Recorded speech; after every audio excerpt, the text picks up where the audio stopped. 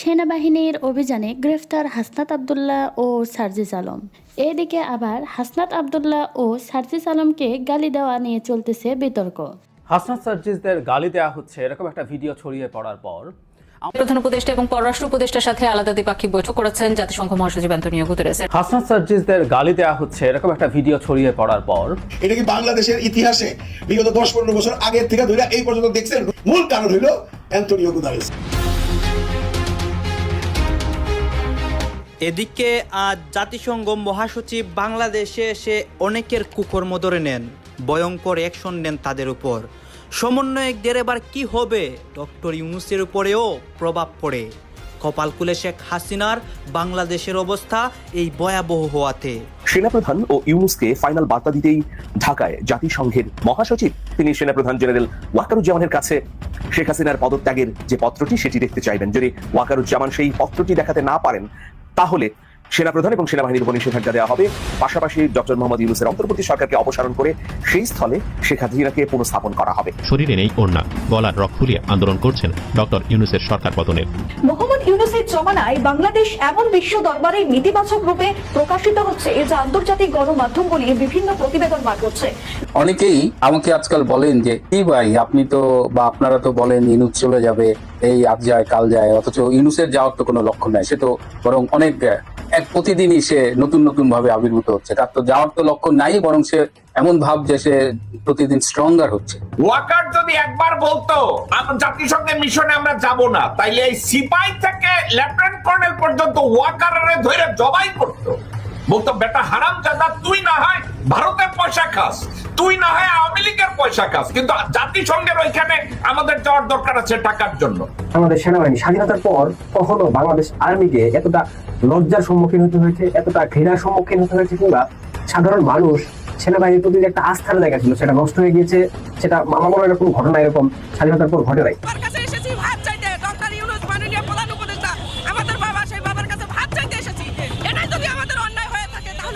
সমন্বয়ক সার্জিস আলম ও হাসনাত আবদুল্লাহকে গালি দিয়ে চলতেছে বিতর্ক। এইদিকে সেনাপ্রধান ওয়াকারুজ্জামানের সঙ্গে সমন্বয়ক হাসনাত আবদুল্লাহর কি হয়েছে তা নিয়ে থাকতেছে আজকের ভিডিওতে বিস্তারিত। বন্ধুরা, বুঝতেই পারছেন আজকের ভিডিওটা কতটা গুরুত্বপূর্ণ একটি ভিডিও, দয়া করে কেউ স্কিপ করবেন না। সমন্বয়ক হাসনাত আবদুল্লাহ ও সেনাপ্রধানের সঙ্গে কি হয়েছে এই বিষয় নিয়ে আমরা তদন্ত করে বেশ কয়েকটি খুবই গুরুত্বপূর্ণ তথ্য এবং ভিডিও ফুটেজ পাই, যা আজকের ভিডিওতে সেগুলোই এক এক করে ধারাবাহিক তুলে ধরবো। যদিও আজকের ভিডিওটা কিছুটা লং হতে পারে, তবে আজকের ভিডিওতে জানতে পারবেন হাসনাত আবদুল্লাহ ও সার্জিস আলমকে গালি দিয়ে বিতর্ক এবং হাসনাত আবদুল্লাহর সঙ্গে সেনাপ্রধানের কি হয়েছে তা নিয়ে কিছু অজানা গোপন তথ্য, যা জানলে আপনিও ইতিমধ্যে অবাক হতে বাধ্য। বন্ধুরা, চলুন ভিডিওতে আজকে আর বেশি কথা বাড়াবো না, সরাসরি আজকে আমরা চলে যাব মূল ভিডিওতে। হাসনাত সার্জিসদের গালি দেওয়া হচ্ছে এরকম একটা ভিডিও ছড়িয়ে পড়ার পর আমাদের জনপরিসরে একটা অসাধারণ, আমি এটাকে অসাধারণই বলছি, বিতর্ক ছড়িয়ে পড়েছে। সেটা হলো মত প্রকাশ বলতে আমরা কি বুঝবো, বাক স্বাধীনতা বলতে কি বুঝবো, এর চৌহদ্দি কতটা, এর সীমা কতটা। খুবই চমৎকার ডিবেট। আমি এটাকে খুব ছোট একটি ঘটনা না, এটাকে খুব বড় একটা ঘটনা হিসেবে দেখতে চাই এবং এই আলাপটা আমাদের সমাজে চলুক। এই স্বাস্থ্যকর আলাপটা করার মাধ্যমে, এই ধরনের আরও আলাপ করার মাধ্যমেই আস্তে আস্তে আমাদের গণতান্ত্রিক ব্যবস্থাটা পুনরুদ্ধার আমরা করতে পারবো বলে মনে করি। ঘটনাটা আমরা হয়তো খেয়াল করেছি, গতকাল হাসনাত সার্জিসরা গিয়েছিলেন মাগুরার যে শিশুটি ধর্ষণের পর হত্যাকাণ্ডের শিকার হয়েছেন তার জানাজায়। একটু অফ টপিক, তারা হেলিকপ্টারে গেছেন সেখানে, এটা নিয়েও আলাপ আছে। যাই হোক, সেই আলাপ আজকে সরিয়ে রাখি। এই দলটাকে আসলে কিছু ব্যাপারে সতর্ক হওয়া দরকার। যাই হোক, তারা যখন গেছেন সেখানে তারা জানাজায় অংশ নিতে যাচ্ছেন, এরকম একটা প্রস্তুতির সময়ের একটা ভিডিওতে একটা টিভি চ্যানেলে একজন নারী আর একজন পুরুষের কথোপকথন শোনা যায়। পুরুষ বলছেন যে সার্জিসরাও গেছে, তখন ওই নারী একটা গালি দিয়ে বলেন ওরা গেলেই বা কি, না গেলেই বা কি। এটা আসলে অন এয়ার হওয়ার কথা ছিল না, এটা কোনো একটা ভুলে, টেকনিক্যাল কোনো একটা ভুলে অন এয়ার হয়ে যায়, ফলে আমরা শুনে ফেলি এবং সেটা ছড়িয়ে পড়ে এবং এটা নিয়ে মূল বিতণ্ডা শুরু হয়। আমরা কেউ মনে করি যে তিনি গর্হিত অপরাধ করেছেন, কেউ মনে করি তিনি সেটা করেননি। চ্যানেলও মনে করেছে তারা গর্হিত অপরাধ করেছে, সে কারণেই বা চ্যানেল টু সাম এক্সটেন্ট কিছুটা ভীতির কারণেই হয়তো তারা 3 জন সাংবাদিককে চাকরিচ্যুত করেছিলেন। এরপর খুবই ইন্টারেস্টিং ব্যাপার, জনাব হাসনাত আবদুল্লাহ ফেসবুকে স্ট্যাটাস দিয়েছেন, আমি একটা পত্রিকায় দেখলাম, এবং তার দলেরই জনাব হান্নান মাসুদ, তাদের মধ্যেই এই ইস্যুটা নিয়ে ভিন্ন মত আছে, অন্যদের তো আছেই, আমি সেই দিকে যাচ্ছি না, আমি এই দুজনের বক্তব্যটা একটু দেখতে চাই। জনাব হাসনাত আবদুল্লাহ বলছেন, এখন টিভির ওই চ্যানেলটার নাম, সাংবাদিকদের চাকুরি ফিরিয়ে দিতে হবে। আমরা এই দ্বিমত প্রকাশের স্বাধীনতার জন্যই আন্দোলন করেছিলাম, আমরা এই গালির স্বাধীনতার জন্যই আন্দোলন করেছিলাম। শুধু মত প্রকাশ নয়, দ্বিমত প্রকাশও অব্যাহত থাকুক। এটা আবার ভাল লাগেনি জনাব হান্নান মাসুদের। তিনি বলছেন, শুধু একটা কথাই বলবো, অতি উদার হইতে যাইয়েন না, এত সুশীলতা ভালো না। এটা হাসিনার তৈরি করে দেওয়া মিডিয়া এস্টাবলিশমেন্ট, এই ফ্যাসিবাদী এস্টাবলিশমেন্ট যেহেতু ভাঙতে পারছে না, দয়া করে সুশীলতা দেখাতে গিয়ে এত ভিত আরও শক্ত করে দিয়েন না। তিনি লেখেন, নিজেরা তো ভুগবেনই, পুরো জাতিকে ভোগাবেন।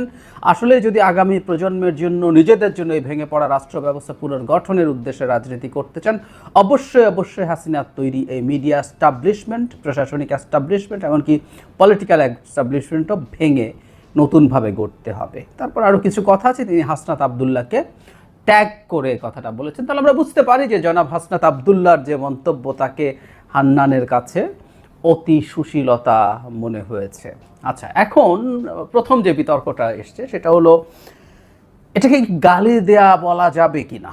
কারণটা হচ্ছে এই, আমরা আমাদের ব্যক্তিগত পরিসরে বহুজন সম্পর্কে নানা ডেরোগেটরি মন্তব্য করি, গালিও দিই। আমাদের পরিচিত, অপরিচিত, ক্লোজ, অফিসে বসের পেছনে, আদার এমপ্লয়িজ যাদের পছন্দ হয় না, ডেরোগেটরি মন্তব্য করেন, গালি দেন, টিচারদের পেছনে দেন। সো পেছনে ব্যক্তিগত পরিসরের কথাকে আমরা আসলে কিভাবে দেখব? ব্যক্তিগত পরিসরে আমি যদি শুনতে পারি কেউ একজন আমাকে গালি দিয়েছে, আমরা ছোটোবেলায় এগুলো করতাম, মানে কীরকম, আমার পেছনে কেউ একজন আমাকে নিয়ে নেগেটিভ কথা বলেছে, আমার এক বন্ধু ওখানে ছিল, সে এসে আমাকে এটা বলে দিতে চাইতো, আমরা খুব ক্ষেপে যেতাম।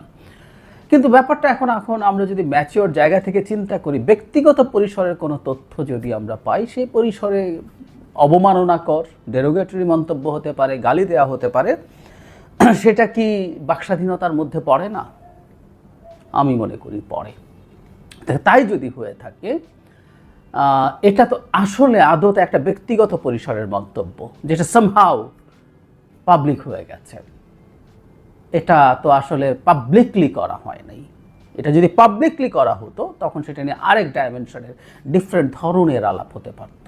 সো আমি এটাকে একেবারেই কোনো সমস্যা হয়েছে বলে মনে করি না। পাবলিকলিও হলে ব্যাপারগুলো কেমন দাঁড়াবে? হাসনাত যেটা লিখেছেন, এই জায়গাটা নিয়ে কিন্তু অনেকে আপত্তি তুলছেন যে গালিরও স্বাধীনতা আছে, মানে গালির স্বাধীনতা আছে কিনা এটা নিয়ে ডিবেট আছে। এবার আমরা যদি বলি পাবলিকলি যদি গালি দেওয়া হয়, মিন করে যদি গালি দেওয়া হয়, আমি পাবলিকলি দিচ্ছি মানে আমি আসলে এটা দায়িত্ব ওন করছি এবং আমি চাইছি জনগণ দেখুক আমি তাকে গালি দিচ্ছি। হাসনাত মনে করেন এই স্বাধীনতা আছে, এবং আমি দেখেছি অনেকে আবার একটা কথা বলছেন যে না, গালির স্বাধীনতা নেই। আবারও বলছি, এটা আমি মানে কোনো সমস্যাই মনে করি না, কারণ এটা একটা পাবলিক স্পেসের গালি, এটা প্রাইভেট স্পেসের গালি, এটা পাবলিকলি চলে এসছে। পাবলিকলি দিলেও কি হতে পারে? প্রথম কথা হচ্ছে সাংবাদিকরা পারেন কি না পাবলিকলি এটা করতে, কারণ সাংবাদিকতার সাথে দায়িত্বশীলতার প্রশ্ন আছে। তারা একটা জায়গায় থেকে যখন কাজ করেন, তাদের মধ্যে এক ধরনের নিউট্রালিটির প্রশ্ন আছে। সেটা কোনো একটা বিশেষ ব্যক্তি যার রাজনৈতিক মতাদর্শ আছে, রাজনৈতিক দল আছে, সেই ক্ষেত্রে তার এই ধরনের মন্তব্য একটা পক্ষপাতের পারসেপশন দেয়। সেই কারণে এটা নিয়ে আলোচনা হতে পারে, সমালোচনা হতে পারে। আর গালি দেয়া নিয়ে কখনো কখনো আমাদের সমাজে এটা হয় যে আমরা আসলে গালিকে এখনো অ্যাকসেপ্ট করতে শিখিনি, যদিও সারা পৃথিবীর বহু দেশে রাজনীতিবিদদেরকে বিশেষ করে প্রকাশ্যে গালি দেওয়ারও চর্চা আছে। সেটা নিয়ে খুব অভাবনীয় কোনো কিছু ঘটে যায় তা না। সুতরাং হাসনাত যে কথাটা বলছেন যে গালি দেওয়ার স্বাধীনতা আছে, আমি এটাকে খুবই চমৎকার একটা স্ট্যান্স বলে মনে করি। সম্প্রতি যে ঘটনাটা ঘটলো, এই গালি দেওয়ার ঘটনাকে কেন্দ্র করে চাকরিচ্যুতির পর পলিটিক্যালি অসাধারণ একটা স্ট্যান্স নিয়েছেন হাসনাত, আমি বলে মনে করি। আমি হান্নান মাসুদের সাথে দ্বিমত প্রকাশ করি। শুধু হান্নান মাসুদ না, আরও অনেকেই আছেন যারা মনে করেন যে এটা অত্যন্ত গর্হিত কাজ হয়েছে। আমি কথাগুলো রিপিটেশন হচ্ছে বারবার, তারপরে বলে রাখা ভালো, প্রাইভেট স্পেসের মন্তব্য পাবলিক হয়ে যাওয়ার কারণে আসলে মানে এটা নিয়ে আসলে কোনো আলোচনাই হওয়া উচিত না যে গালি দেওয়া হয়েছে। এটা প্রাইভেট গালি, প্রাইভেটলি আমরা প্রত্যেকে, এমনকি হাসনাত সার্জিসদেরকে গালি দেওয়া হয়েছে। আমি ধারণা করি, হলফ করে বলা যাবে না যে তারা তাদের অপছন্দের মানুষকে অন্তত প্রাইভেট স্পেসে কোনো ডেরোগেটরি মন্তব্য অ্যাটলিস্ট করেন। এটা হতেই পারে না, আমরা প্রত্যেকে করি, আমি করেছি, আমি বহু সময় করেছি। আমার যাকে পছন্দ তার পেছনে কথা, আমাদের কোনো খুবই মানে কোনো টিচারের পেছনে যাদেরকে আমরা পছন্দ করতাম না তাদেরকে পেছনে আমরা অনেক কথা বলেছি, এরকম আছে। কোনো ব্যক্তি হতে পারে, সেই কথাগুলো থাকতে পারে, কিন্তু প্রশ্ন হচ্ছে আমরা পাবলিকলি করছি কিনা। আওয়ামী লীগ যখন ক্ষমতায় ছিল সেই রেজিমের বহু লোকজনকে প্রাইভেট আলোচনায় প্রচুর মানুষ আমরা একত্র হয়েছি, কথা বলেছি, প্রচুর মানুষ তীব্র অবমাননাকর মন্তব্য করেছি, অনেকে গালিগালাজ করেছি, কিন্তু সেটা আমরা আবার পাবলিকলি করিনি। তো এখনও করি না। কেউ বলবেন যে আগে ভয় করেননি, এখন তো ভয় নেই, কিন্তু না, আমি এখনও করি না। এটা আমি মনে করি এটা আমার চিন্তা, এটা আমার জায়গা। কিন্তু কেউ যদি করে ফেলেন সেটা বাকস্বাধীনতা, এটা যদি বলছি পাবলিকলি প্ল্যান করে যদি করে থাকেন সেটা বাকস্বাধীনতার সীমার মধ্যে পড়বে কিনা। আমার মনে হয় একটা জিনিস একটু মনে রাখা দরকার, আমরা যদি একটা গণতান্ত্রিক সমাজ চাই, গণতান্ত্রিক সমাজে আস্তে আস্তে আমাদের এইগুলোর প্রতি অভ্যস্ত হতে হবে, ডেরোগেটরি মন্তব্য নিতে পারতে হবে, কিছুটা গালিগালাজও আমাদের রাজনৈতিক নেতাদের নিতে পারতে হবে। এই ধরনের স্বাধীনতা থাকা উচিত। আমাদের একটা জিনিস ইম্পর্টেন্ট, সেটা হচ্ছে আমরা সমাজে হেইট স্পিচ বলা হয়, কোন গালিকে হেইট স্পিচ হিসাবে নেওয়া যাবে, ডিবেট, এগুলো প্রত্যেকটা ডিবেট। এই জন্য বলছিলাম যে এই ডিবেটটা অসাধারণ, কারণ এগুলো আসলে কোনো নির্দিষ্ট কোনো মাপকাঠি নেই যেই মাপকাঠিতে মেপে বলে দেওয়া যাবে যে এটা গালি হয়েছে, বা গালিও কোনটা এটা নিয়ে একসময় ডিবেট হতে পারে। মানে এটা গালি হয়েছে, এটা গালি হয়নি, এটা হেইট স্পিচ হয়েছে, এটা হেইট স্পিচ হয়নি, এটা আসলে সমাজের এই যে আমরা আলোচনা করছি, তর্ক করছি, এটার মাধ্যমেই নির্ধারিত হয়। সেই কারণে আমি বলেছিলাম যে এটা আসলে দেখা অসাধারণ ব্যাপার যে আমরা এখন এই আলাপটা করছি, এবং আমাদের একটা গণতান্ত্রিক সমাজে এই জিনিসটা চলারই কথা ছিল। আমি আবারও বলি যে জনাব হাসনাত আবদুল্লাহ যে স্ট্যান্স নিয়েছেন এটা একটা চমৎকার নজির হয়ে থাকবে। এই নজিরটা আমাদের ভবিষ্যৎ রাজনীতির যে স্ট্যান্ডার্ড, সেই স্ট্যান্ডার্ডে আলোচনার মধ্যে নিশ্চয়ই আসবে। আর আমরা আস্তে আস্তে শেখ হাসিনাকে যখন খেদিয়েছি, শেখ হাসিনা নিশ্চিতভাবেই মিডিয়াতে প্রচুর তার দোসর রেখে গেছেন। এদের অনেকেরই হয়তো তাদের প্রতি, মানে যারা মুভমেন্ট করেছে, ওরা সামনের সারিতে ছিলেন, তাদের প্রতি হয়তো ক্ষোভ আছে যে নারী তাকে ব্যক্তিগত স্পেসেও গালি দিয়েছেন, হয়তো তার ক্ষোভ থেকে থাকতে, আমি জানি না তিনি কোন মতাদর্শের মানুষ। যদি সেটা হয়েও থাকে সেটার জন্য আসলে আমরা অন্তত যে কথাটা বলি সবসময়, যে শেখ হাসিনার প্রতি আমরা ন্যায় বিচার নিশ্চিত করতে চাই। তার দোসররা যে যেখানে আছে, পুলিশে থাকুক, মন্ত্রণালয়ে মানে সচিবালয়ে থাকুক, কিংবা মিডিয়াতে থাকুক, আমরা তাদের প্রতি ন্যায় বিচার নিশ্চিত করতে চাই। সুতরাং সোফার যা হয়েছে আমি মনে করি এই ঘটনাটা নিয়ে সঠিক জায়গাতেই আছি। আমিও মনে করি তাদের চাকরিতে পুনর্বহাল করা উচিত। আমি জানি না এর মধ্যে হয়ে গেছে কিনা, না হলে আমিও সেই আহ্বান জানাতে চাই। আর আমরা একটা দ্বিমত প্রকাশের, ঝগড়া করার এবং আস্তে আস্তে একসময় অনেক টাফ গালিও যাতে আমরা দিয়ে ফেলতে পারি এবং সেটা সহ্য করতে পারি, সেটা চাইবো। কিন্তু সেটাও যদি হয়, আমি আমার ভিডিওতে এই কথা বহু আগে থেকে বলি, আমাকে সমালোচনা তো করতে পারেনি, আমাকে গালিও দিতে পারে, আমাকে দেন আপনারা অনেকেই, অনেক বিভৎস গালি দেন, যেটা দেখে আমার স্বজনরা অনেকে কষ্ট পান, আমাকে বলেন।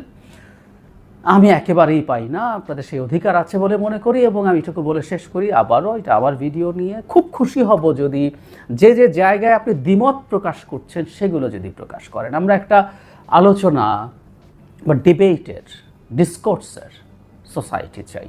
সুতরাং গালি বকাঝকা করতেই পারেন, কিন্তু ওটা ডক্টর ইউনূসের ক্ষমতা দীর্ঘমেয়াদে টেকসই হওয়ার ইঙ্গিত আমরা পাচ্ছি নানানভাবে, এবং আপনারা দেখবেন যে আগামী জুনের শুরু থেকেই রাজনীতি নতুন মোড় নেবে। রাজনীতিবিদরা, সাধারণ জনগণ তারাও বলতে থাকবে যে না, ডক্টর ইউনূস থাকুক, আমরা ডক্টর ইউনূসকে চাই, উই ওয়ান্ট ডক্টর ইউনূস, আমরা এত তাড়াতাড়ি নির্বাচন চাই না। এটা অলরেডি বলছে, কিন্তু এটা আরো স্পষ্ট হবে, জনগণ এটা বলবে। ডক্টর ইউনূসের অনেক বড় বড় সংস্কার কার্যক্রম, বড় বড় কিছু মেগা প্রজেক্ট দৃশ্যমান হবে জুন থেকে।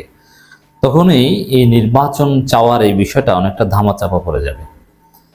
দেখেন, এখানে একটা বিষয় থাকে যে ডক্টর ইউনূস সরকার বাংলাদেশকে যদি সিঙ্গাপুর কিংবা আমেরিকাও বানিয়ে দেয়, তারপরও বিএনপি ডক্টর ইউনূসকে চাপে রাখার জন্য বা বাধ্য করার জন্য আন্দোলন করবে। তারা তো অলরেডি আন্দোলন করছে, এই রোজার আগ পর্যন্ত তাদের আন্দোলন চলেছে, বা এখনো ইফতার পার্টিতে তো ডক্টর ইউনূস সরকারের বিরুদ্ধে নানান বিষোদগার করে যাচ্ছে, চাপে রাখার মতো কথাবার্তা বলে যাচ্ছে।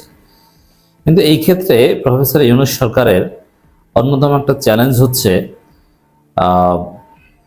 আইন শৃঙ্খলা পরিস্থিতি। পুলিশ, সেনাবাহিনী এরা যদি সঠিক লাইনে দায়িত্ব পালন করে, সঠিকভাবে আইন শৃঙ্খলা পরিস্থিতি নিয়ন্ত্রণ করতে পারে, তাহলে বিএনপিও ধরাশায়ী হয়ে যাবে। এমনকি দেখেন, আইন শৃঙ্খলা পরিস্থিতির অবনতি কারা ঘটাচ্ছে, এর এক কথায় উত্তর হচ্ছে বিএনপি ঘটাচ্ছে। কারণ চাঁদাবাজি কারা করছে? বিএনপি করছে। হ্যাঁ, এখন 2-1 সমন্বয়কও চাঁদাবাজি করছেন, কিন্তু 100 চাঁদাবাজির মধ্যে 99.99টা করছে বিএনপি, আর ওই 0.9 এটা হয়তো বা 0.009 এটা করতে পারে সমন্বয়করা। 10,000 চাঁদাবাজির মধ্যে একটাই পাবেন সমন্বয়কদের, আর সবগুলো পাবেন বিএনপি। অতএব এমনকি এই যে চুরি, ছিনতাই, ডাকাতি, এগুলো বিএনপি করছে, ধরা পড়ছে বিএনপির লোকজন। ডাকাতকে ছাত্রদল নেতার নেতৃত্বে ছাড়িয়ে আনতে থানা ঘেরাও করা হচ্ছে। এছাড়া এই বিষয়গুলো সরকারের জন্য উদ্বেগজনক, যে ডাকাতকে গ্রেপ্তার করেছে পুলিশ, তাকে ছাড়িয়ে আনতে ছাত্রদল নেতার নেতৃত্বে থানা ঘেরাও। খবর গণমাধ্যমে স্বেচ্ছাসেবক দলের নেতা ঢাকায়, পটুয়াখালী স্বেচ্ছাসেবক দলের নেতা পটুয়াখালীতে স্বর্ণ ডাকাতি করতে এসে গ্রেপ্তার, পদস্থগিত। কক্সবাজারে ডাকাতি করতে গিয়ে স্বেচ্ছাসেবক দল, ছাত্রদল নেতা আটক। এটা এখন নিত্যনৈমিত্তিক ঘটনা।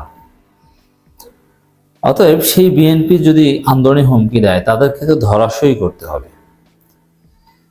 এই বিএনপি আন্দোলনের হুমকি দেওয়ার সাহসটা পায় কিভাবে? যারা এখন পেশাগতভাবে ডাকাতি করে, পুলিশের দুর্বলতার কারণে। এই দুর্বলতাটাও ওভারকাম হবে। বিএনপির কথা থানা চলে। যেমন আমি নিজের কাছে এরকম বেশ কিছু খবর, অভিযোগ এসেছে যে বিএনপির এক চাঁদাবাজকে ছেলেপান ধরে থানায় দিয়ে এসেছে, দুপুরের দিকে সন্ধ্যার মধ্যে বিএনপির নেতারা যে তাকে ছাড়িয়ে এনেছে। এটা গণমাধ্যমে আসেনি। এরকম অনেক শত শত হাজার হাজার ঘটনা আছে যেগুলো গণমাধ্যমে আসে না, বিএনপির লোকজন থানা চালায়। এটা ডক্টর ইউনূস যে সংস্কার করবেন এবং যতদিন ক্ষমতায় থাকার প্রয়োজন ততদিন থাকবেন, তারপর একটা সুন্দর নির্বাচন দিয়ে চলে যাবেন, এই কাজটা করতে হলে পুলিশের উপর নিয়ন্ত্রণ, এমনকি সুষ্ঠু নির্বাচন যদি ডক্টর ইউনূস না করতে পারেন, তাহলে তো ডক্টর ইউনূস ব্যর্থ। তো এই জন্য ডক্টর ইউনূস কি কারচুপি নির্বাচন করবেন? না, সুষ্ঠু নির্বাচন করতে হলেই তো পুলিশকে নিউট্রাল করতে হবে, আইন শৃঙ্খলা পরিস্থিতির ব্যাপক শক্তিশালী করতে হবে। এটা কিভাবে করবেন? এতেই বিএনপিকে দমন করা লাগবে এক কথায়। কারণ এই সন্ত্রাস চাঁদাবাজিদের দমন না করলে আপনি নির্বাচন করবেন কিভাবে? আর ডক্টর ইউনূস কি হাসিনা মার্কা নির্বাচন উপহার দিয়ে চলে যাবে? এই কলঙ্ক কি ডক্টর ইউনূস নেবেন শেষ বয়স শেষে? জীবনও না। অতএব ডক্টর ইউনূসকে প্রয়োজন মাফিক ক্ষমতায় থাকতে হবে, এজন্য সবকিছু ঠিক করতে হবে। এই ঠিক করার জন্যে একটা হচ্ছে অর্থনৈতিক স্থিতিশীলতা, যেটা প্রধান উপদেষ্টা চীন সফরে যাচ্ছেন, আরও কিছু দ্বিপাক্ষিক সফর আছে, সেখান থেকে কিছু টাকা পয়সা, এমনকি স্টার্লিংকের সাথে চুক্তি, এরকম অনেক কিছু আপনার দেখবেন যেগুলো দৃশ্যমান হবে জুনে। বেকারত্ব দূরীকরণেও কিছু মেগা প্রজেক্ট আসছে, লক্ষ লক্ষ বেকারদের চাকরি হবে জুনের মধ্যে। তখনই দেখবেন যে ডক্টর ইউনূস আরো শক্তিশালী হয়েছে। আর ডক্টর ইউনূস যদি এরকম বেকারত্ব দূরীকরণে বা আরো কিছু মেগা প্রজেক্ট বাংলাদেশে লঞ্চ করতে পারেন, এটা তার দীর্ঘমেয়াদী ক্ষমতায় থাকার মূল ভিত্তি স্থাপন করবে। আর দীর্ঘমেয়াদী ক্ষমতায় থাকা এটা কোনো খায়েশ অর্থে বলছি না, এটা বলছি যে সুষ্ঠু নির্বাচন নিশ্চিত করার জন্য যতটুকু দরকার ততটুকু, সেটা কিছুতেই ডিসেম্বর পর্যন্ত নয়, তার চাইতে বেশ বেশি, সেটা 2-3 বছরও হতে পারে। এটা একটা দিক, এটা হবে। আর একটা দিক হচ্ছে পুলিশের আইজিপি একটা কথা বলেছে, পুলিশের আইজিপি নিয়োগটা চমৎকার হয়েছে, বিএনপির লোকজন এটা পছন্দ করতে পারছে না, কই তার আত্মীয় কে নাকি আওয়ামী লীগ এটা খুঁজে বের করছে। এটা খুঁজলে বাংলাদেশে সবাই আওয়ামী লীগ, আওয়ামী লীগের সাথে আত্মীয়তা কার নাই, সবাই আছে। আমার আপনার আত্মীয় আওয়ামী লীগ আছে না? আছে, 100% আছে। আমি কোনো আওয়ামী লীগ বিএনপি কিছু বুঝি না। পুলিশের আইজিপি এই বক্তব্যটা অত্যন্ত তাৎপর্যপূর্ণ। পুলিশের উপর কোনো রাজনৈতিক প্রভাব থাকবে না। এখন পুলিশের উপর ম্যাসিভ রাজনৈতিক প্রভাব আছে। থানাগুলো চালায় বিএনপি, বিএনপির লোকজনকে গ্রেপ্তার করলে চালান দেওয়া যায় না, বিএনপি তাদেরকে ছাড়িয়ে নেয়। কিন্তু আইজিপি যে বার্তাটা দিয়েছেন যে আমি আওয়ামী লীগ বিএনপি বুঝি না, এর অর্থ হচ্ছে এই থানার উপর যে বিএনপির এই প্রভাবটা মুক্ত করা হবে। তখন সামনে দেখবেন অনেক কিছু। পুলিশের মহাপরিদর্শক আইজিপি বাহারুল আলম বলেছেন, সরকারি কর্মকর্তা হিসেবে পুলিশের কোনো রাজনৈতিক আনুগত্য নেই। হ্যাঁ, ভার্চুয়ালি নেই, কিন্তু অরিজিনালি আমরা দেখছি আছে, এটা থাকবে না, তার ইঙ্গিত। আমি বিএনপি আওয়ামী লীগ বুঝি না, 5 আগস্ট আগে পুলিশের রাজনৈতিক আনুগত্যের জন্য কলঙ্কিত হয়েছে। এটা করে পুলিশ মানুষের বিরুদ্ধে গেছে। কিছু লোকের উচ্চাবিলাস, অন্ধ অন্যায় আনুগত্যের জন্য এটা হয়েছে। তাদের ভুলের জন্য কাজ করতে গিয়ে পুলিশকে মরতে হয়েছে। এর মানে সামনে এটা হবে না, এটা স্পষ্ট।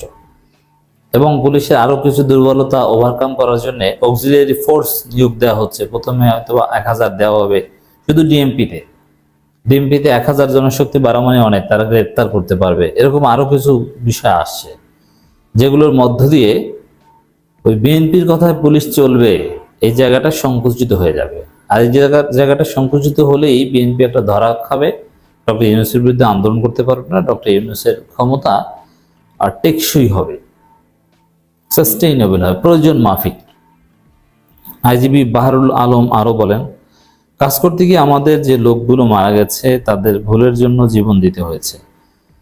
এই দায়টা যিনি জীবন দিয়েছেন তার তো নয়, এই দায়ভার যিনি অর্ডার করেছেন তাকে অবশ্যই পানিশমেন্ট পেতে হবে। আমি বিশ্বাস করি যারা অন্যায় করেছেন তাদের অবশ্যই শাস্তি পেতে হবে। যিনি বাধ্য হয়ে এই কাজটা করেছেন, আমার বিশ্বাস আদালত থেকে তিনি ন্যায় বিচার পাবেন। হ্যাঁ, এটা ঠিক, একটা অংশকে রিকনসিলিয়েশনের মধ্যে আনতে হবে। আইজিপি বলেন, আমাদের কাজ করতে হবে, অনুগ্রহ করে আমাদের উপর আক্রমণ করবেন না। আক্রমণটা করলে কারা করে? বিএনপি করে, আর ওই বাম করে। আওয়ামী লীগ তো আর আক্রমণ করতে আসে না। 2-1 জায়গায় আছে আওয়ামী লীগ তাদের নেতাদের ছাড়িয়ে, এটা বিচ্ছিন্ন ঘটনা, কিন্তু বেসিক বা প্রাইম চাপটা পুলিশের উপর প্রয়োগ করে এখন বিএনপির কারণে পুলিশ স্বাধীনভাবে কাজ করতে পারছে না। আমরা তো সমাজ এবং এদেশের এই লোক, কিভাবে সমাজ স্থিরতা আসবে, কিভাবে আমরা নিরপেক্ষ অবাধ নির্বাচনের দিকে যাব? আমরা যদি আস্থা না আনতে পারি, আমাদের কেন কাজ করতে দিচ্ছেন না? এই তো টোটালি যুক্তিহীন একটা কাজ। এতদিন পর এখন তো আর আবেগতরিত হওয়ার কিছু নেই। পুলিশ তো মানুষের শত্রু নয়। এই জায়গাটা দেশবাসীর কাছে অনুরোধ করি আমাদের কাজ করতে। হ্যাঁ, আমরাও সেটা বলি, কিন্তু বিএনপি এখানে আকামটা করছে। নির্বাচন নিরপেক্ষ করতে হলে পুলিশের উপর থেকে বিএনপির প্রভাব, বিএনপি নেতাদের ধমকে থানার ওসিরা চলবে, এটা শূন্যের কোঠায় নামিয়ে আনতে হবে। এটা আসবে, ডক্টর ইউনূস এই কাজ করবে, জুনের মধ্যে এটা প্রভাব দেখবেন যে বিএনপির চাঁদাবাজদের ধরলে তখন বিএনপি নেতাদের ফোনে আর সারা হচ্ছে না। আর এখন যেটা হয়, বিএনপি যাদেরকে বহিষ্কার করে শুধু তাদেরকে গ্রেপ্তার করা সম্ভব হয়, অন্য কাউকে গ্রেপ্তার করা সম্ভব হয় না। আইজিপি আরো বলেন, শিল্প খাতে অস্থিরতা সহ আইন শৃঙ্খলা পরিস্থিতির অবনতির জন্য একটি স্বার্থান্বেষী সংক্ষুব্ধ মহল জড়িত। তাদের প্রতিহতে কাজ করছে পুলিশ। বৈষম্যহীন বাংলাদেশ গড়তে অন্তর্ভুক্তি সরকার কাজ করছে, অন্তর্বর্তী সরকার। এখানে আমাদের মধ্যে আঘাত লেগেছে, যা সংক্ষুব্ধ। তারা চাইছে যে আইন শৃঙ্খলা পরিস্থিতি অবনতি ও প্রশাসন ব্যর্থ হয়, কিন্তু তাদের প্রতিহত করাই আমাদের কাজ। এখন কারা সংক্ষুব্ধ, কারা বিএনপি সংক্ষুব্ধ? বিএনপি চাইছে ব্যর্থ হবে। আওয়ামী লীগ তো আছেই, আওয়ামী লীগ তো পলাতক। অতএব দেখেন, একটা সরকার পুলিশের সহায়তা ছাড়া বা পুলিশ কার্যকর থাকা ছাড়া টিকতে পারে না। এখন পুলিশ নিরপেক্ষ এবং কার্যকর হবে, এমনিতেই পুলিশ সংস্কার হবে। অনেক সংস্কার এই সরকারের পক্ষ থেকে বলেছে, অনেক সংস্কার রাজনৈতিক দলগুলোর সাথে সংলাপের প্রয়োজন নেই, এছাড়াই সরকার করতে পারে। কিছু কিছু সংস্কারের সংলাপের প্রয়োজন আছে, সেটা করছে সংলাপ, তাদের কাছে এমসিকিউ পাঠাচ্ছে, আবার ডেকে মতামত নিয়ে ব্যাখ্যা নিবে। তা পুলিশ নিরপেক্ষ হবে, জুনের মধ্যে এটা দৃশ্যমান হবে।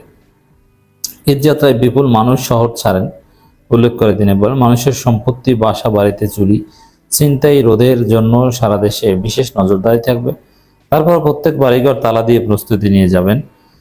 শিল্প পুলিশ সদস্যদের অংশগ্রহণ কল্যাণ সভায় আরো নানান বিষয়ে কথা বলেন। যাই হোক দর্শক, মূল হচ্ছে এটাই যে পুলিশ নিউট্রালাইজ হতে পারে, বিএনপির প্রভাব থেকে পুলিশ বের হয়ে আসবে এবং ডক্টর ইউনূসের অর্থনৈতিক শক্তি জুন থেকে বাড়বে। জাতিসংঘ মহাসচিব, চীন সফর, আরো নানান কিছু, এগুলো হচ্ছে প্রফেসর ইউনূসের ক্ষমতার টেকসই হওয়ার ইঙ্গিত। তখন বিএনপিও দেখবেন মিউ মিউ করছে, ডক্টর ইউনূসের বিরুদ্ধে আন্দোলন করবেন, এই সক্ষমতাও আপনাদের থাকবে না। এই জন্যে বিএনপির সামনে রাস্তা একটাই, প্রফেসর ইউনূস সরকারকে সহযোগিতা করা, খুব দ্রুত সংস্কার কার্যক্রম যাতে হয় সেজন্য কোঅপারেট করা, তাহলে সংস্কার হবে। গুতরেসের বাংলাদেশের সফরকে কেন্দ্র করে একটা মহা ধুমধামপূর্ণ আয়োজনের ব্যবস্থা সরকারের পক্ষ থেকে করা হয়েছিল, এখনও সেটি চলছে এবং মনে হচ্ছিল যে তার সফরের মধ্য দিয়ে কি না কি এক বিশাল কিছু জয় করা সম্ভব হয়ে উঠছে। আসলে কিছুই না, কিছুই না। তিনি কক্সবাজারে গেলেন, রোহিঙ্গা ক্যাম্প পরিদর্শন করলেন, লাখো মানুষের সঙ্গে ইফতার করলেন। তিনি কি বললেন? তিনি নাকি দুটি স্পষ্ট বার্তা পেয়েছেন। সেই স্পষ্ট দুটি বার্তা বাংলাদেশের মানুষের কাছে তিনি প্রকাশ করেছেন। কি সেই দুটি বার্তা? একটি হচ্ছে রোহিঙ্গারা নিজ দেশে ফিরে যেতে চায়, এটি তাদের অধিকার, তারা বঞ্চনার শিকার। আর দ্বিতীয়টি হচ্ছে রোহিঙ্গারা আরও ভালো পরিবেশে বেঁচে থাকতে চায়। এটা কি নতুন করে কিছু বলার আছে? এই কথা বলার জন্য বাংলাদেশ সরকারের এত কোটি টাকা খরচ করার মধ্য দিয়ে এই সফরের কোনো প্রয়োজন ছিল? তিনি বলছেন যে দুর্ভাগ্যবশত যুক্তরাষ্ট্র সহ অন্যান্য দেশ সম্প্রতি নাটকীয়ভাবে মানবিক সহায়তা কমিয়ে দিয়েছে, এই কারণে আমাদের মানবিক সহায়তার মধ্যে খাবারের রেশন কমাতে হয়েছে। আসলে জাতিসংঘে এ যাবৎ পর্যন্ত রোহিঙ্গাদের জন্য কিছুই করেনি। যেটুকু হয়েছে বাংলাদেশের পক্ষ থেকে, যেটুকু কূটনৈতিক পর্যায়ে তদবির বা যোগাযোগ, সেই যোগাযোগ রক্ষার জায়গা থেকে জাতিসংঘ কিছু রেজলিউশন হাতে নিয়েছিল, সেগুলো আবার চীন, ভারত, রাশিয়া তাদের ভেটোর কারণে সম্ভব হয়নি। এবং এই যে খাদ্য সহায়তা রোহিঙ্গাদের জন্য আসে, সেটা তো United Nations World Food Programme WFP এর মাধ্যমে আসে এবং সেখানে যারা দাতা রাষ্ট্রগুলো বা সহায়ক রাষ্ট্রগুলো তারা যে অনুদান দিয়ে থাকে সেইগুলোই জাতিসংঘের মাধ্যমে আসে। অ্যাকচুয়ালি জাতিসংঘ কিছুই করেনি, করে না। এবং তিনি যে কথাবার্তাগুলো বলেছেন যে আমি আমার সর্বোচ্চ জায়গা থেকে চেষ্টা করব, যত দেশ সম্ভব সবার সাথে কথা বলার চেষ্টা করব এবং এর থেকে বেরিয়ে আসার একটা পথ আমরা নিশ্চয় বের করব। এগুলো বোগাস কথাবার্তা। জামাই আদরে এসেছেন দেশে, কিছু একটা বলতে হয় বাংলাদেশে এসে, তাই বলেছেন, কিছুই না। যুক্তরাষ্ট্রের USAID-এর যে সহায়তা বন্ধ করে দেওয়া হলো, সব ধরনের সহায়তা, শুধু বাংলাদেশ নয় সারা বিশ্বের জন্য, সেই সময় প্রধান উপদেষ্টার মিডিয়া উইং থেকে বলা হয়েছিল এটা বাংলাদেশে কোনো প্রভাব ফেলবে না, রোহিঙ্গাদের জন্য এই সহায়তা নিশ্চয়ই বরাদ্দ থাকবে, এটা কমবে না। তখনই বলেছিলাম যে এটাও বোগাস কথাবার্তা। সারা বিশ্বের জন্য যখন সব ধরনের সহায়তা বন্ধ হয়ে যাচ্ছে, সেখানে রোহিঙ্গাদের জন্য কেন দিবে? সরকারের এই যে আগডুম বাগডুম, এই যে বাগাড়ম্বর, মানে এগুলো যে কোনো রাজনৈতিক সরকারের চেয়ে বাগাড়ম্বরপূর্ণ হয়ে উঠেছে বর্তমান অন্তর্বর্তী সরকারের প্রতিটি পদক্ষেপ, প্রতিটি কথাবার্তা। ইউরোপীয় ইউনিয়নের পক্ষ থেকেও বরাদ্দ কমিয়ে দেওয়া হয়েছে এবং যেই রাষ্ট্রগুলোর সহায়তা দেওয়ার কথা প্রতি বছর তার তো কিছুই আসছে না, কিছুই না। বরং মজার বিষয় হচ্ছে ইউরোপীয় ইউনিয়নের কমিশনার লাব্বি হাজাদ টাইপের কি একটা নাম কদিন আগে আমাদের প্রধান উপদেষ্টার সঙ্গে দেখা করলেন, আমি নামটা ঠিক এই মুহূর্তে খেয়াল করতে পারছি না। তিনি আমাদের প্রধান উপদেষ্টার সঙ্গে দেখা করে বেশ চমৎকার এক কথা বলেছিলেন, সেটা হচ্ছে যে রোহিঙ্গাদের জন্য বিকল্প কিছু বের করতে হবে যাতে তারা স্বাচ্ছন্দ্যে জীবনযাপন করতে পারে, স্থায়ীভাবে তারা তাদের ভাগ্য গড়তে পারে। কি সেটি হচ্ছে গ্রামীণ ব্যাংক থেকে যেন তাদের ক্ষুদ্র ঋণ দেওয়া হয়, ক্ষুদ্র ঋণের মাধ্যমে তারা ব্যবসা বাণিজ্য করতে পারবে, তারা স্বাচ্ছন্দ্যে বসবাস করতে পারবে। মানে এই বিষয়টিকে কিভাবে নিয়েছেন আমি জানি না, খুবই সিগনিফিকেন্ট এবং অ্যালার্মিং। অর্থাৎ এর মধ্য দিয়ে রোহিঙ্গাদেরকে বাংলাদেশে স্থায়ীভাবে গেড়ে বসার জন্য একটা সুযোগ তৈরি করে দেওয়ার অপচেষ্টা। এবং আরও একটি মজার বিষয় কি, যে ক্ষুদ্র ঋণ দিতে হবে কোথা থেকে? গ্রামীণ ব্যাংক থেকে। গ্রামীণ ব্যাংকের সঙ্গে কে ওতপ্রোতভাবে জড়িত? আমাদের প্রধান উপদেষ্টা। খুব স্বাভাবিক, মানে সব জায়গায় শাখের করাত, যেতেও কাটে আসতেও কাটে। এটা ঠিক তার উল্টো, মানে সব দিক থেকেই সরকারের প্রধান উপদেষ্টার লাভ। কদিন আগে তিনি যেমন প্রস্তাব দিয়েছিলেন স্টারলিংকে, ইলন মাস্ককে, যে এখানে এসে তিনি গ্রামীণ ফোনের সুবিধাটা নিতে পারেন লোকাল এজেন্ট হিসেবে। গ্রামীণ ফোন কার, কি প্রতিষ্ঠান, কার কতটা শতাংশ শেয়ার, আমরা সব কিছু জানি। তো ইউরোপীয় ইউনিয়নের ওই কমিশনের কথাটি নিশ্চয়ই আমাদের প্রধান উপদেষ্টার খুব মনোপুত হয়েছে। এবং এর বাইরে শুক্রবার সকালে আমাদের প্রধান উপদেষ্টার সঙ্গে জাতিসংঘের মহাসচিবের যে বৈঠক, সেখানেও আমাদের প্রধান উপদেষ্টা বেশ চমকপ্রদ কথাবার্তা বলেছেন। নির্বাচন বিষয়ে জানতে চেয়েছিলেন জাতিসংঘের মহাসচিব, সেখানে তিনি বলেছেন যে অন্তর্বর্তী সরকারের গঠিত 6টি সংস্কার কমিশন যে প্রতিবেদন দিয়েছে তাতে 10টি রাজনৈতিক দল ইতিবাচক সাড়া দিয়েছে, তাদের প্রতিক্রিয়া জমা দিয়েছে। প্রধান উপদেষ্টা বলেননি যে 30টি রাজনৈতিক দল, বিএনপি, জামাত ইসলামী সহ আরও যে বড় রাজনৈতিক দলগুলো রয়েছে, সিপিবি সহ, তারা এতে কেউ প্রতিক্রিয়া জমা দেয়নি। কিন্তু কি বললেন? উল্টোটা, 10টি রাজনৈতিক দল তাদের প্রতিক্রিয়া জমা দিয়েছে। এখানে বোঝা যায় যে দুর্বলতা কোথায়। এবং নির্বাচন প্রসঙ্গে তিনি বলেছেন যে যদি ছোট সংস্কারের জন্য রাজনৈতিক দলগুলো ঐক্যবদ্ধ হয় তাহলে এই বছরের ডিসেম্বরে নির্বাচন হতে পারে। আর যদি একটু বৃহৎ আকারে সংস্কারের প্রয়োজন হয় তাহলে সেই পুরনো কথা, জুনের মধ্যে নির্বাচন হতে পারে, এমনটা জানিয়েছেন। কিন্তু তিনি ডেফিনিট করে কিছু বলেননি, নিশ্চিত করে কিছু বলেননি। এখনও কোনো রোড ম্যাপ আমাদের সামনে আসেনি। মানে শুভঙ্করের ফাঁকিগুলো দেওয়ার যে চেষ্টা চলছে সরকারের পক্ষ থেকে, এগুলো একেবারেই স্পষ্ট। এগুলো আর শুভঙ্করের ফাঁকি নেই, পুরোপুরি ফাঁকি আমাদের কাছে দৃশ্যমান। প্রধান উপদেষ্টা জাতিসংঘের মহাসচিবকে আমন্ত্রণ জানানোর মধ্য দিয়ে যে একটা বাগাড়ম্বর, প্রধান উপদেষ্টা মানে সরকারের পক্ষ থেকে যে বাগাড়ম্বর আমাদের সামনে তুলে ধরা হলো, এর মধ্য দিয়ে আসলে আমরা কি পেলাম? শুরুতে যেটা বলছিলাম যে অশ্ব ডিম্ব ছাড়া আর কিছুই না, কিছুই না। রোহিঙ্গাদের ক্ষেত্রে কিছুই করবে না জাতিসংঘ, বরং জাতিসংঘ এর মধ্যে নানান বিষয়ে বিতর্কিত হয়েছে। জুলাই আগস্ট হত্যাকাণ্ড নিয়ে তারা যে প্রতিবেদন দিয়েছে সেটি নানানভাবে বিতর্কিত, সমালোচিত। এবং এটুকু নিশ্চিত করে বলা যায় জাতিসংঘ বা অ্যান্টোনিও গুতেরেস যে আশ্বাস দিয়ে গেলেন বা দিয়েছেন তার কিছুই করবে না। এবং রোহিঙ্গা সংকট আমাদের উপরে যেভাবে। ধন্যবাদ প্রিয় দর্শকবৃন্দ, আমাদের ফুল ভিডিওটি দেখার জন্য আপনাকে জানাই অসংখ্য অসংখ্য ধন্যবাদ।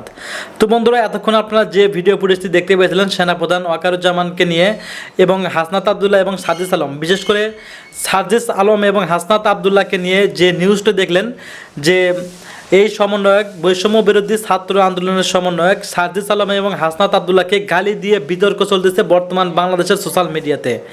তো বন্ধুরা বুঝতে পারছেন এই বিষয়টা নিয়ে আপনারা যে ভিডিওটি দেখলেন, এই ভিডিওটি নিয়ে আপনাদের কী মন্তব্য অবশ্যই কমেন্ট বক্সে কমেন্ট করতে ভুলবেন না। আর হ্যাঁ, এমন নিত্য নতুন আপডেট খবর সবার আগে পেতে চাইলে এখনই আমাদের এই পিচ্চি সাকিব ইউটিউব চ্যানেলটি সাবস্ক্রাইব করুন। ধন্যবাদ।